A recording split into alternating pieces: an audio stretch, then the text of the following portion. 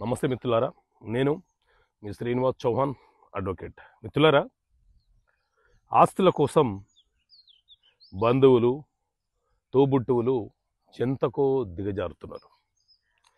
ఒక కేసులోని విషయం ఏంటి అంటే, ఒక తల్లిదండ్రులకు నలుగురు వారసులైతే, నలుగురు కుమారులైతే, ఆ నలుగురు కుమారులలో ఒక కుమారుడు కుట్రపూరితంగా తల్లిదండ్రులు మరణించిన తర్వాత ఆ తల్లిదండ్రుల పేరు మీద ఉన్న ఆస్తులను కొట్టివేయడానికి నేను ఒక్కడినే వారసునని చెప్పి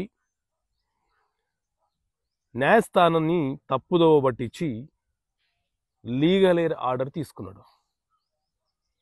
సో మిత్రులారా, ఇలాంటి సందర్భం కనుక మీకు ఎదురైతే, ఎవరైనా సరే, ఒక తండ్రికి నలుగురు ఐదుగురు వారసులు ఉన్నప్పుడు, కొడుకులు కూతుర్లు ఉన్నప్పుడు, ఎవరైనా ఒక కొడుకు కానీ కూతురు కానీ ఈ రకమైనటువంటి క్రిమినల్ చర్య చేస్తే మీరు వాళ్ళ మీద క్రిమినల్ కేసు ఫైల్ చేయండి.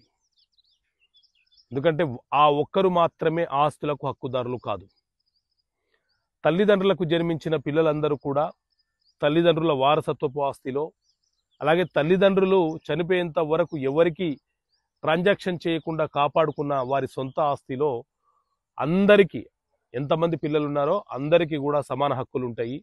ఎవరైనా ఈ రకంగా దొంగ లీగల్ హెయిర్ సర్టిఫికేట్ తీసుకొని మిమ్మల్ని ఇబ్బంది పెట్టే ప్రయత్నం చేస్తే వాళ్ళ మీద పోలీస్ స్టేషన్లో కంప్లైంట్ చేయండి.